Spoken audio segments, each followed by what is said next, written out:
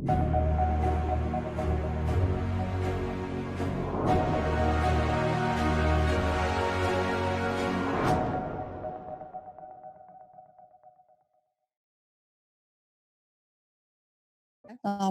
warahmatullahi wabarakatuh. Selamat sore semua sahabat-sahabati, dan saya lihat ada beberapa orang senior, tapi mungkin saya juga belum kenal ya. Perkenalkan, saya Karti Laras Makmur. Semoga kedepannya juga saya bisa mengenal sahabat-sahabat dan abang mbak semua sekalian. Baiklah, saya diminta untuk mendiskusikan terkait dengan kebijakan pemerintah untuk menghadapi COVID-19. Karena ini forumnya Justisia, saya yakin kita semua berdiskusinya dalam perspektif hukum, dan saya juga nggak bisa diskusi dari hal lain. Jadi saya hanya singkat, karena 15 menit. Yang akan saya bahas di sini adalah 3 hal yang dikeluarkan oleh pemerintah, yaitu keputusan Presiden nomor 11 tahun 2020 tentang penetapan kegawat daruratan kesehatan masyarakat yang menjadi dasar peraturan pemerintah atau dikeluarkannya kebijakan-kebijakan pemerintah terkait dengan COVID-19 ini, yang dikeluarkan pada tanggal 31 Maret 2020 yang lalu, dan ini juga pada hari yang sama pemerintah mengeluarkan peraturan pemerintah atau PP nomor 21 tahun 2020 tentang pembatasan sosial berskala besar, PSBB. Kemudian juga kita tahu ada peraturan pengganti undang-undang Perpu nomor 1 tahun 2020. Ini judulnya sangat panjang, saya juga tidak hafal ya, tentang kebijakan keuangan negara dan stabilitas sistem keuangan untuk penanganan pandemi coronavirus disease 2019 atau COVID-19, dan atau dalam rangka menghadapi ancaman yang membahayakan perekonomian nasional dan garis miring atau stabilitas sistem keuangan. Atau singkatnya kita sebut dengan Perpu Kebijakan Keuangan Negara dan Stabilitas Sistem Keuangan. Kalau di berita ini adalah Perpu dengan nama terpanjang di dunia yang saat ini sedang diajukan judicial review-nya di Mahkamah Konstitusi. Jadi kita akan membahas satu persatu. Yang pertama terkait dengan PP 21 tahun 2020 tentang pembatasan sosial berskala besar atau PSBB. Nah, ternyata ketika kita membaca PP 21 2020 ini isinya sangat terbatas ya. Jadi di PP ini hanya disebutkan hanya memuat beberapa pasal, yaitu pasal 1 sampai dengan pasal 7, dan ini hanya ada 8 halaman, dan tidak ada hal baru di dalam PP ini. Jadi kalau misalnya kita cermati, sebenarnya apa yang menjadi PP ini tidak mengatur secara rinci mengenai pembatasan sosial berskala besar, dan ini sepertinya sama saja dengan Undang-Undang Kekarantinaan Kesehatan. Nah, padahal pemerintah daerah juga sebetulnya sudah ada inisiatif yang dicetuskan, seperti misalnya Gubernur Anies Baswedan, Gubernur DKI Jakarta, ketika PP ini juga belum terbit gitu, dan surat yang diajukan oleh Gubernur DKI Jakarta kepada Presiden ditolak dengan alasan belum adanya payung hukum karena memang PP-nya belum terbit. Kemudian juga pengaturan PSBB di dalam pasal ini juga tidak menyeluruh karena hanya mencakup kriteria PSBB saja dan tata cara penetapan status PSBB oleh Menteri Kesehatan. Jadi tidak ada sama jawaban terkait dengan bagaimana pelaksanaan PSBB itu sendiri gitu. Jadi hanya tentang kriteria dan tata cara penetapannya saja, terkait dengan pelaksanaannya itu tidak diatur. Terutama terkait dengan bagaimana kewajiban negara melindungi warga negara terkait dengan misalnya hak kesehatan dan juga hak ekonomi. Karena kita tahu pembatasan skala besar ini juga menghambat aktivitas ekonomi masyarakat, dan juga bagaimana terkait dengan hak pendidikan. Karena di DKI Jakarta saja banyak juga keluhan karena masyarakat tidak bisa mengakses internet. Selain karena memang sinyalnya mungkin kurang bagus, juga masalah kuota juga menjadi masalah tersendiri gitu. Sampai saya baca kemarin ada mahasiswa yang diwawancara di media nasional mengeluhkan karena tidak bisa mengakses internet dengan adanya keterbatasan kuota. Prihatin sih sebetulnya. Kemudian PP 21 2020 ini seharusnya menurut saya melengkapi Undang-Undang Nomor 6 Tahun 2018 tentang kekarantinaan kesehatan. Kenapa? Karena apa yang sudah diatur di PP sebenarnya sudah ada di Undang-Undang Nomor 6 Tahun 2018, tapi seharusnya yang belum secara rinci diatur di dalam Undang-Undang Nomor 6 2018 ini yang harusnya diatur di dalam PP 21 2020. Yaitu apa? Yaitu muatan yang paling sedikit tuh tentang tata cara penetapan dan pencabutan kedaruratan kesehatan masyarakat. Jadi di dalam PP kita tidak menemui sampai kapan gitu status PSBB ini bisa berlaku. Jadi tata cara pencabutannya itu tidak ada. Kemudian kriteria pelaksanaan karantina rumah, karantina wilayah, dan karantina rumah sakit itu tidak diatur. Padahal di dalam Undang-Undang Nomor 6 2018 status karantina itu tidak hanya PSBB, tapi ada karantina rumah. Dan menurut saya seharusnya pelaksanaan karantina rumah, karantina wilayah, karantina rumah sakit, dan juga PSBB ini bisa dilaksanakan secara paralel. Jadi artinya pemerintah tidak perlu secara rigid memilih hanya satu, yaitu PSBB. Tapi pemerintah bisa saja melaksanakan semuanya secara paralel. Misalnya, ketika ditemukan dalam satu keluarga itu ada anggota keluarga yang positif COVID-19, maka bisa dilakukan karantina rumah misalnya.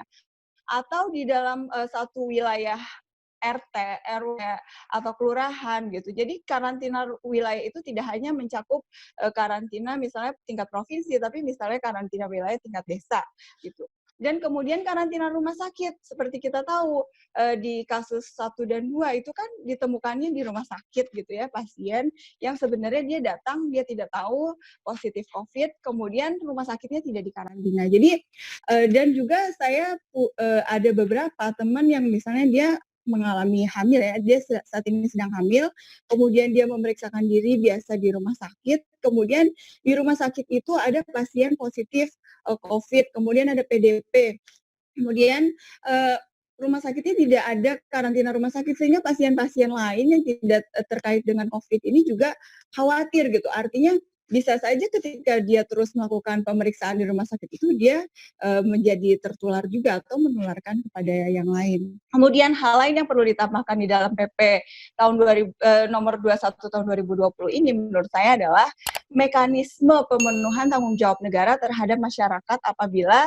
terdampak pelaksanaan karantina ini. Jadi misalnya kan kita tidak tahu nih bagaimana mekanismenya, apakah secara serentak itu BLT, kemudian apakah dalam bentuk misalnya bantuan sembako dan lain-lain, itu tidak ada payung hukumnya. Jadi itu hanya sekedar kita tahu dari media sosial atau dari media massa bagaimana masyarakat itu mendapatkan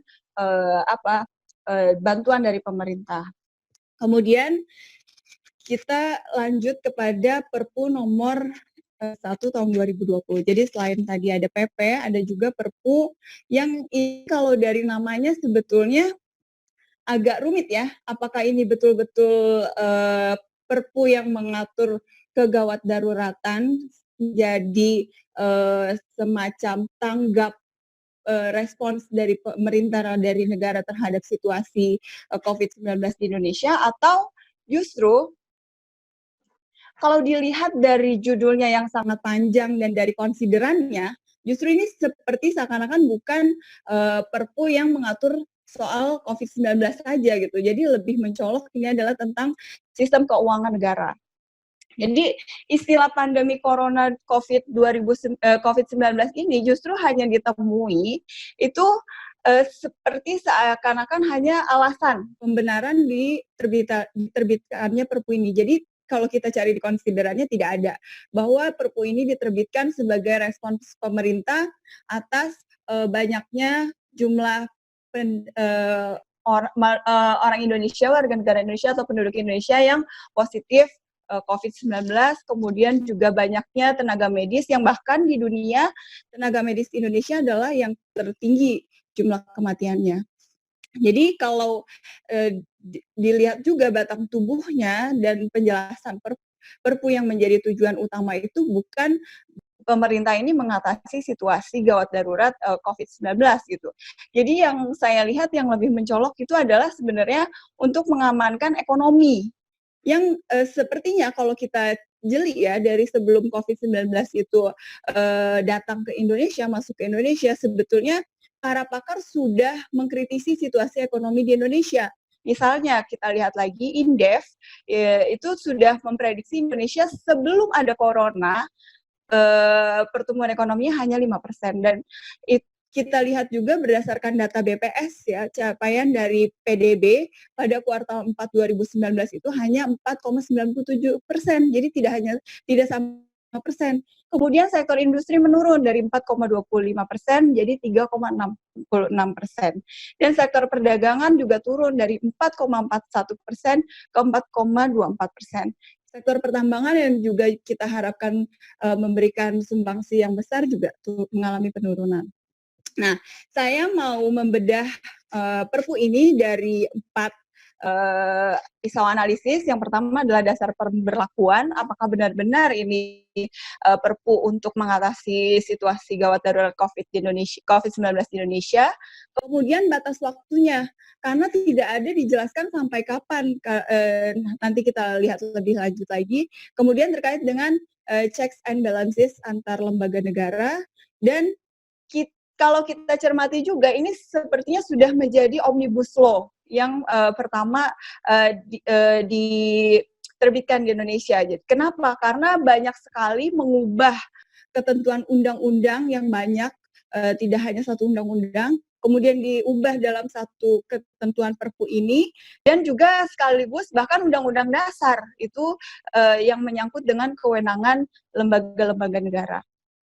Nah, tadi saya sudah sebutkan bahwa dari judulnya saja, kemudian dari konsiderannya, itu tidak mencerminkan secara detail bahwa ini menjadi Perpu yang menjadi respons pemerintah terhadap adanya COVID-19 di Indonesia.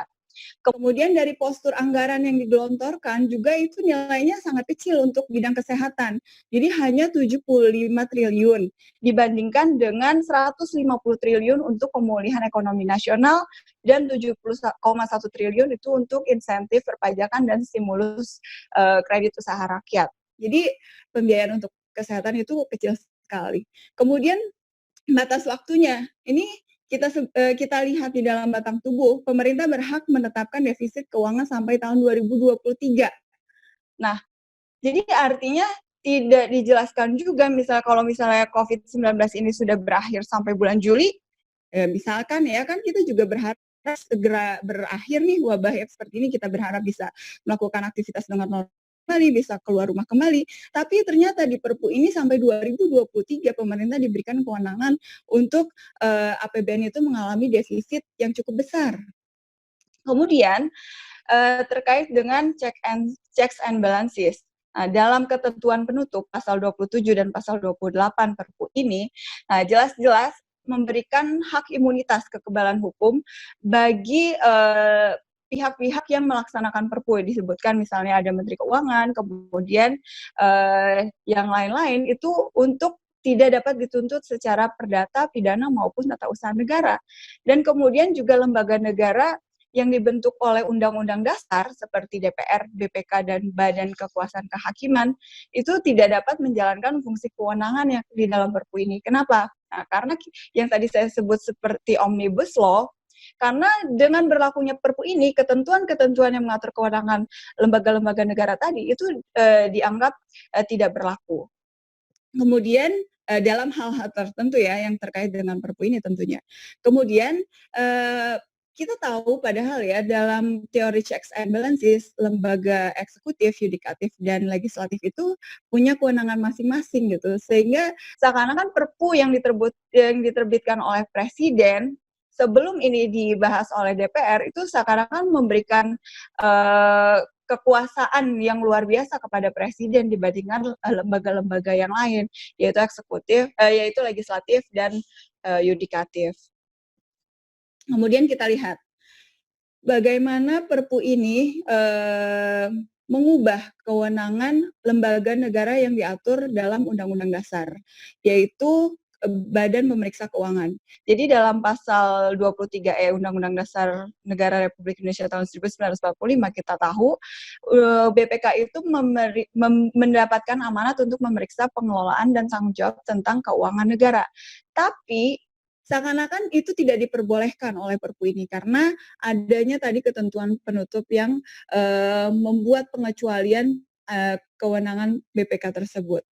Kemudian perubahan kewenangan DPR juga kita lihat ada perubahan dari ketentuan di Perpu ini karena menteri seperti Menteri Keuangan, kemudian KSSK, Otoritas Jasa Keuangan, dan instansi-instansi lain yang disebutkan di dalam Perpu tersebut berhak menetapkan secara sepihak defisit maupun realokasi anggaran tanpa ada persetujuan dari DPR. Jadi dari awal, dari pasal 1 dan pasal 2 pun sudah disebutkan, misalnya sampai tahun 2023 boleh menetapkan defisit yang sangat besar, itu kan di dalam Perpu ini. Padahal di dalam Undang-Undang MD3 yang mengatur kewenangan DPR, itu di dalam pasal 182 disebutkan bahwa harus melalui APBN perubahan sekiranya ada perubahan anggaran negara yang ada misalnya alasan kondisi yang mengharuskan adanya perubahan. Jadi bukan hanya sekedar presiden melalui Perpu membuat perubahan tanpa adanya persetujuan DPR. Dan di dalam Undang-Undang MD3 tersebut juga dijelaskan bahwa alasan untuk menyelamatkan ekonomi itu memungkinkan adanya perubahan APBN tapi tetap dengan prosedur persetujuan DPR. Kemudian mandat DPR lain yang diubah di dalam Perpu ini adalah kebijakan di bidang perpajakan. Di dalam pasal 4 ayat 1 huruf D disebutkan bahwa Menteri Keuangan berhak memberikan fasilitas kepabeanan berupa pembebasan atau keringanan biaya masuk dalam rangka penanganan kondisi darurat serta pemulihan dan penguatan ekonomi nasional. Nah, dari ketentuan pasal ini dapat diduga untuk memuluskan, ya bukannya seuzon ya, tapi kan kita sebagai orang hukum harus menutup celah-celah moral hazard gitu. Itulah hukum dibuat untuk menutup adanya ketidaksesuaian perilaku gitu. Karena semua ya bisa saja melakukan hal-hal di luar itikat baik gitu. Jadi pasal 4 ayat 1 ini mungkin saja dilakukan untuk memberikan keringanan pajak bagi korporasi-korporasi besar. Padahal pajak dan pungutan lain yang bersifat memaksa untuk keperluan negara itu seharusnya diatur di dalam undang-undang. Jadi pasal 23A Undang-Undang Dasar tahun 1945 jelas harus ada pembahasan dan persetujuan dengan DPR. Kemudian kewenangan lembaga lain yang juga diatur di dalam Perpu ini perubahannya adalah Bank Sentral, yaitu Bank Indonesia. Banyak kewenangan tambahan yang diberikan oleh Perpu ini kepada Bank Indonesia yang itu mengingatkan kita kepada trauma BLBI dan kasus Bank Senturi. Kenapa? Misalnya, Bank Indonesia bisa membeli surat berharga negara di pasar perdana, padahal ini dilarang di dalam Undang-Undang BI sendiri. Kemudian Perpu nomor 1 tahun 2020 juga membolehkan aturan BI membeli surat berharga negara di pasar primer, yang kalau saya lihat di dalam komentar para pakar ekonomi ini sebenarnya sangat membahayakan. Kenapa? Karena selama ini BI hanya bisa membeli di pasar sekunder dan ini bisa menimbulkan trauma kita adanya kasus BLBI dulu pada saat krisis moneter yang juga menjerat negeri ini. Jadi kan kita melihat pandemi COVID-19 ini bisa memunculkan krisis ekonomi 2020.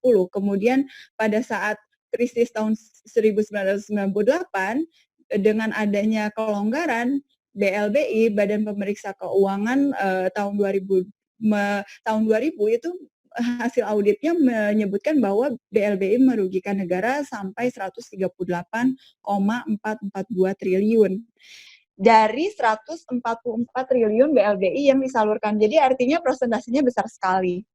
Kemudian kredit itu diberikan kepada 48 bank dengan rincian 10 bank beku operasi, 5 bank take over, 18 bank beku kegiatan usaha, dan 15 bank dalam likuidasi. Ketika itu uang BI dikuras untuk menyehatkan perbankan yang katanya mengalami rush. Padahal kenyataannya ya kita tahu ternyata belakangan rush itu tidak senyata-nyatanya ada.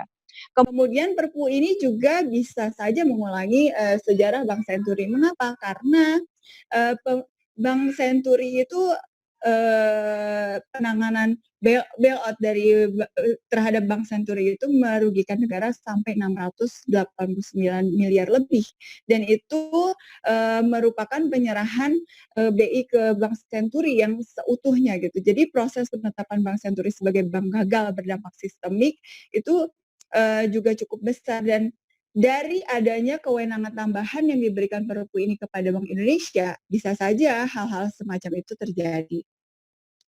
Nah, kemudian yang terakhir, saya melihat juga pemerintah tidak menyebutkan secara spesifik bantuan-bantuan atau penanganan-penanganan terkait dengan pandemi COVID-19 ini di bidang kesehatan yang lebih real gitu, karena Perpu ini secara utuh, secara menyeluruh hanya lebih banyak berbicara tentang sistem keuangan. Dan yang tadi saya sebutkan di awal juga, sistem keuangannya ini ya, jadi kalau kita cermati dari awal judulnya saja, ada garis miring dan atau itu adalah dalam rangka menghadapi ancaman tidak hanya COVID-19, tetapi ancaman yang membahayakan perekonomian nasional dan atau stabilitas sistem keuangan. Jadi artinya Perpu ini ketika misalnya nanti disahkan menjadi undang-undang oleh DPR misalnya ya, atau kalaupun belum disahkan dan sekarang sudah berlaku Perpu ini, maka dia tidak hanya mengcover situasi yang disebabkan oleh pandemi COVID-19, tapi karena memang dari judulnya saja itu sudah jelas dalam rangka menghadapi ancaman yang membahayakan perekonomian nasional dan garis miring atau stabilitas sistem keuangan. Dan kita tidak menemui definisi mengenai ancaman yang membahayakan perekonomian nasional dan garis miring atau stabilitas sistem keuangan itu di dalam batang tubuh Perpu.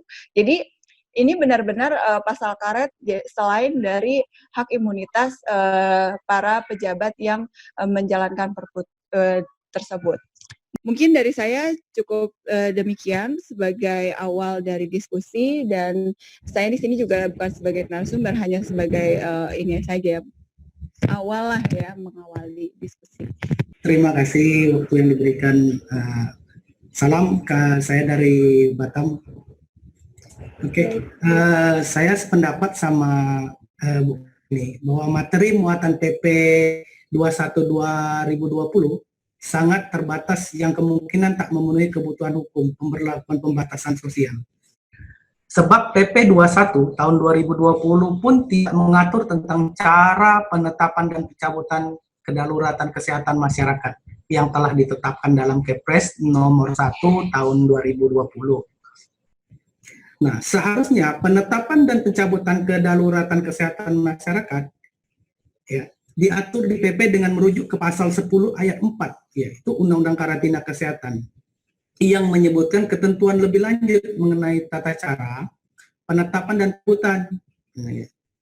Selain itu, PP ini masih sebatas mengatur kriteria dan tata cara penetapan pembatasan sosial, belum mengatur bagaimana pelaksanaan sosial berskala besar ini, sebagaimana yang diamanatkan pasal 60 Undang-Undang Nomor 6 Tahun 2018 yang menyatakan lebih lanjut mengenai kriteria dan pelaksanaan karantina rumah, karantina wilayah, karantina rumah sakit, dan pembatasan skala besar.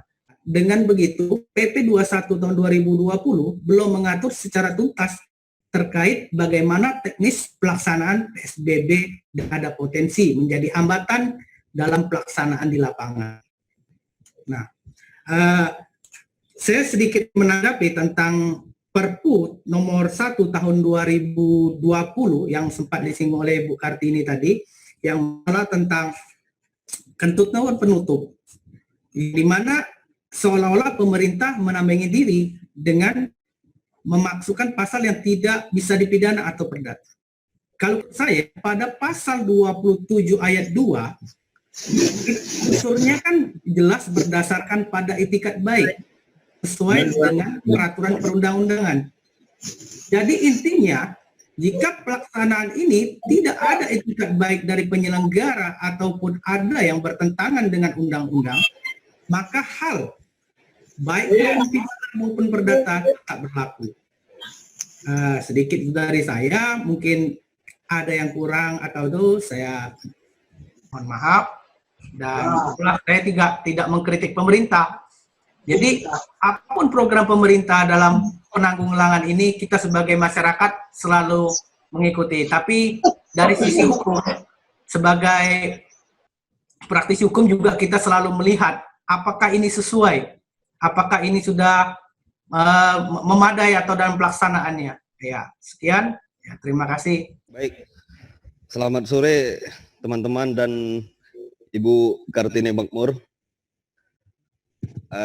Tadi ada banyak sekali mengenai kebijakan BI yang dibacakan oleh Ibu, peraturan-peraturan mengenai dampak ekonomi.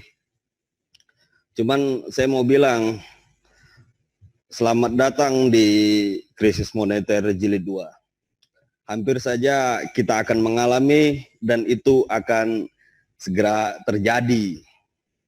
Akan bisa terjadi krisis moneter jilid 2. Ada peraturan yang disebutkan tadi, peraturan terpanjang oleh Ibu Kartini. Tadi mengenai pasal 27 juga ya. Saya mau mengkoreksi juga yang pasal 27 tadi, tidak bisa dipidana secara perdata, tidak bisa dituntut secara pidana ataupun secara perdata. Saya mau mengambil contoh mengenai undang-undang advokat. Itu kalau tidak salah, mohon saya dikoreksi di pasal 15 atau 17, bahwa advokat tidak bisa dituntut secara pidana ataupun secara perdata. Artinya advokat bebas dalam mencari ilmu, melindungi informasi mengenai klien dan beracara. Nah, terkait dengan peraturan yang terpanjang Ibu sampaikan tadi, bahwa tidak bisa dituntut secara pidana ataupun secara perdata. Saya tadi ada yang mengatakan bahwa Erik Setiawan kalau nggak salah bahwa berdasarkan itikat baik. Saya sependapat dengan beliau menyatakan bahwa kalaulah tidak berdasarkan itikat baik, bisa dituntut secara pidana ataupun secara perdata. Artinya, ketika ia menjalankan tugas, petugas-petugas penanganan virus ini, ataupun petugas anggaran, artinya, jika ada penyelewengan dana yang terbukti secara hukum, itu bisa dituntut. Pasal ini akan diabaikan menurut saya, begitu Bu. Nah, kemudian pemerintah kita juga dalam pembatasan sosial berskala besar, itu birokrasinya terlalu ribet. Ada banyak hambatan yang saya perhatikan. Kepala daerah sekarang berlomba-lomba seakan-akan membuat surat edaran kepada masyarakatnya. Itu disebarkan. Bahkan dia memerintahkan kepada aparat perangkat desa, RT atau RW untuk mengumpulkan kartu keluarga. Nah, itu sampai sekarang orang bertanya, apa sih gunanya mengumpulkan? Bahkan RT-nya juga bingung apa yang mau dijawab. Terlalu kemudian juga kepala daerah harus minta izin lagi kepada menteri untuk melakukan pembatasan sosial berskala besar. Tadi edisi kemarin saya baca itu di Batam Post bahwa Kepulauan Riau didesak akan segera melakukan pembatasan sosial berskala besar. Loh, selama ini kemana aja? Ya kan? Korbannya itu udah sekitar 20-an lebih, hampir 30 kalau saya tidak salah korbannya. Jadi menunggu orang mati. Sekarang di Jakarta udah dilakukan penutupan sosial berskala besar. Daerah lain iri dong. Saya merasa iri kalau seperti ini caranya. Ya kan? Virus itu tidak terlihat. Emang saya tidak bisa tersentuh oleh virus itu? Bisa saja terjadi. Kemudian mau saya sampaikan juga, pada teman-teman di sini. Itu peraturan nomor 11 tahun 2020 itu, mohon maaf dengan segala hormat kepada pemerintah, kepada jajaran pemerintah. Saya rasa peraturan nomor 11 tahun 2020 ini tidak perlu dibuat. Karena itu terlalu singkat dan orang sudah tahu. Ini, ke-1, menetapkan coronavirus desersi 2019 COVID-19 sebagai jenis penyakit yang menimbulkan kedaruratan kesehatan. Itu masyarakat sudah tahu, tidak perlu dikeluarkan. Bahkan ini hanya menghabiskan tinta dan kertas saja. Dengan segala hormat kepada Bapak Presiden beserta kabinet, saya bukannya tidak suka dengan cara seperti ini, tetapi saya sangat mengapresiasi petugas-petugas di lapangan dan mengapresiasi semua apa yang telah dilakukan. Kemudian mengenai kartu prakerja juga yang tadi malam dikeluarkan, itu katanya ada iuran juga, dan itu 3 bulan yang akan disampaikan, diberikan kepada orang yang belum bekerja akan mendapatkan gaji selama 3 bulan. Kemudian ada iuran pertama, saya juga belum membaca secara utuh. Mungkin ada teman-teman yang bisa menyampaikan secara utuh mengenai kartu prakerja. Terima kasih. Wassalamualaikum warahmatullahi wabarakatuh. Waalaikumsalam warahmatullahi wabarakatuh. Terima kasih kepada yang sudah bertanya. Satu lagi tadi ada yang mau nanya, kalau nggak salah Roni ya. Silahkan. Satu lagi kita tampung 3 pertanyaan terlebih dahulu.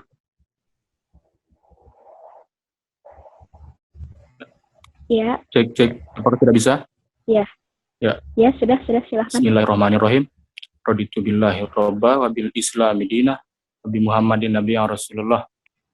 Jadi langsung saja saya sedikit mempertanyakan terkait COVID-19 ini, di mana termuat dalam PP nomor 21 tahun 2020 tentang pembatasan sosial berskala besar, yang di mana PP ini adalah PP tersebut belum mengakomodir beberapa ketentuan yang dianggap penting dalam Undang-Undang Nomor 6 Tahun 2018, seperti karantina rumah pasal 50, pasal 52, karantina wilayah pasal 53 dan pasal 55, karantina rumah sakit pasal 56 dan pasal 58.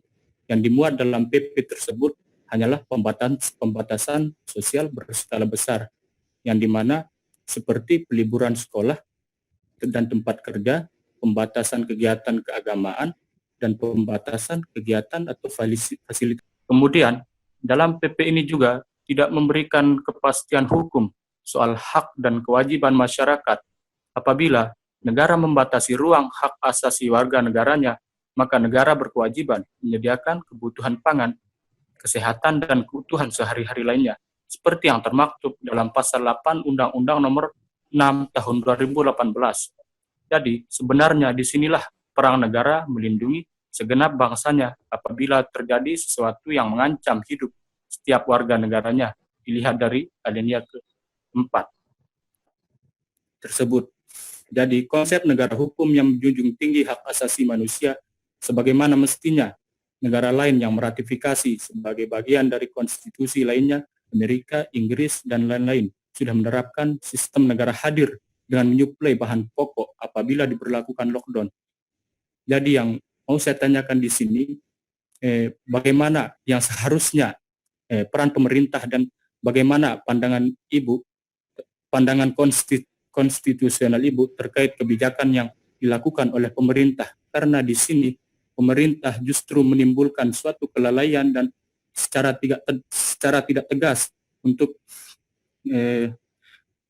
mengatur suatu kebijakan yang sudah diputuskannya.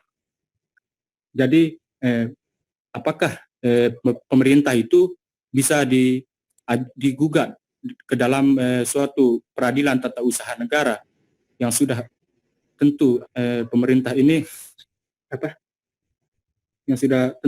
pemerintah ini tidak tegas dan tidak tegas dalam membuat suatu keputusan dan adanya kelalaian. Tadi begitu saja. Seperti yang tadi disampaikan oleh sahabat Erik, ya itu betul sekali ya. Dari awal juga saya sebutkan bahwa banyak hal yang seharusnya bisa diperbaiki dari PP 1 2020 ini. Karena ini isinya tidak jauh berbeda dari Undang-Undang Kekarantinaan Kesehatan. Padahal amanat Undang-Undang Kekarantinaan Kesehatan tentang penentuan PSBB dan tata caranya itu sudah jelas seperti yang tadi disebutkan oleh sahabat Erik sendiri. Tapi justru yang secara detail di dalam PP 1 2020. Kemudian menyambung komentar dari sahabat Muhammad Yaakob Alamsyah dan terkait dengan hak imunitas, kemudian dibandingkan dengan hak imunitas advokat, menurut saya ini kurang tepat. Karena apa? Karena advokat itu di dalam pasal 16 Undang-Undang Advokat adalah hak imunitas terkait dengan pembelaan klien, gitu ya, baik di dalam maupun di luar sidang. Kemudian sementara ini di dalam Perpu yang menjadi imunitas dari para pejabat adalah tindakan-tindakan yang diambil terkait dengan sistem keuangan negara di dalam penanganan apa yang tadi sudah disebut, misalnya mungkin saja kita mengalami krisis moneter seperti tahun 1998 yang lalu. Bahkan pakar-pakar ekonomi juga sudah menyebutkan mungkin kita akan mengalami krisis ini yang cukup lebih berat dibanding tahun 1998 lalu. Jadi artinya ini tidak apple to apple untuk dibandingkan. Kenapa? Karena sudah jelas di dalam delik pidana korupsi yang dimaksud dengan kerugian negara. Tindakan dari para pejabat yang menimbulkan kerugian negara itu bisa dianggap sebagai korupsi. Sementara di sini disebutkan di dalam Perpu ini bahwa tindakan-tindakan atau kebijakan-kebijakan yang diambil itu bukan merupakan kerugian negara. Padahal kerugian negaranya kan harus dihitung dulu oleh BPK gitu kan, harus ditentukan dulu apakah ini kerugian negara atau bukan gitu. Jadi ini harus ditelaah lebih lanjut gitu. Jadi bukan dari awal sebelum dilakukan suatu tindakan oleh pejabat pemerintah, kemudian juga sebelum adanya kebijakan yang diambil, yang dilaksanakan, sudah disebutkan bahwa ini bukan menjadi kerugian negara gitu. Jadi kita juga belum bisa menentukan apakah tindakan itu merugikan negara atau tidak gitu. Jadi harus ditelaah lebih dulu. Jadi bedanya di situ. Jadi ketika imunitas di dalam Perpu ini adalah disebutkan bahwa ini bukan merupakan kerugian dari keuangan negara, kemudian para pengambil kebijakannya tidak dapat dipidana. Artinya ini membenturkan Undang-Undang Tindak Pidana Korupsi. Sementara di dalam Undang-Undang Advokat pasal 16, hak imunitas itu terbatas pada pembelaan klien seperti yang tadi disebutkan. Ketika advokat melakukan pelanggaran hukum, ya maka hak imunitas itu tidak berlaku, gitu ya. Kemudian saya juga menilai Perpu ini kehilangan makna ketika misalnya hak imunitas disebutkan selama para pejabat itu melakukan dengan itikat baik dan sesuai dengan peraturan perundang-undangan. Ya artinya kalau sesuai itikat baik, kemudian sesuai dengan ketentuan peraturan perundang-undangan, ya tentu tidak ada masalah, bukan? Jadi tidak perlu ada ketentuan peraturan seperti ini sebetulnya gitu loh untuk memberikan perlindungan. Jadi yang menjadi masalah hukum itu adalah ketika ada tindakan yang tidak sesuai dengan ketentuan peraturan perundang-undangan, maka disitulah muncul perdebatan. Apakah ini menimbulkan kerugian negara atau tidak? Kemudian apakah ini dilakukan dengan itikat baik atau tidak? Gitu. Jadi disinilah menurut saya problematika dari hak imunitas yang diberikan oleh Perpu tersebut. Kemudian pertanyaan dari sahabat Roni, apakah kita perlu melakukan gugatan tata usaha negara? Sebetulnya bisa saja ya masyarakat melakukan gugatan terhadap pemerintah, tapi di saat situasi yang seperti ini sebetulnya ya kita pedoman pada sosio-legal menurut saya ya. Jadi artinya hukum progresif itu kan ketika misalnya apa yang kita lakukan betul-betul membawa manfaat atau tidak. Kalau hanya sekedar gugat-menggugat, kemudian ini juga perpu kita gugat ke Mahkamah Konstitusi, ya memang itu suatu langkah hukum yang patut untuk diambil gitu. Tapi bisa saja juga kita melakukan hal-hal yang di luar pengadilan. Selain misalnya kalau gugatan judicial review ke Mahkamah Konstitusi, sebetulnya itu cukup perlu. Mengapa? Karena ketika Perpu ini sudah ditetapkan berlaku, kemudian ketentuannya seperti undang-undang mengikat, maka kita harus tunduk pada ketentuan Perpu. Sementara banyak ketentuan di dalam Perpu ini yang perlu kita kritisi gitu. Kemudian terkait dengan gugatan kita, apa yang bisa kita dapat misalnya setelah gugatan kita masuk ke dalam pengadilan tata usaha negara. Pertama ya karena proses pengadilan di tata usaha negara, walaupun azasnya itu harus cepat dan murah, tapi kan kita tahu sendiri proses peradilan itu ya secepat apa gitu kan. Kemudian juga di dalam situasi yang kita juga tidak bisa keluar rumah, harus menjaga jarak, semua juga harus perlu kita pikirkan lagi apakah kita sebagai masyarakat perlu melakukan gugatan. Mungkin bisa kita memanfaatkan saluran-saluran yang lain misalnya. Tapi ya kita juga tidak tahu apakah saluran yang kita tempuh itu betul-betul efektif, misalnya melalui media massa atau melalui hal lain, karena bagaimanapun saluran melalui jalur hijau ya itu merupakan salah satu alternatif gitu kan. Cuma ya kembali lagi apakah di situasi yang kita harus mendaftarkan perkara ke pengadilan, kemudian kita tidak bisa keluar rumah dan segala macam ini, semua sangat dilematis jadinya. Mungkin dari saya itu saja. Oke Pak, silakan bicara. Sementara saya ambil alih dulu. Ya.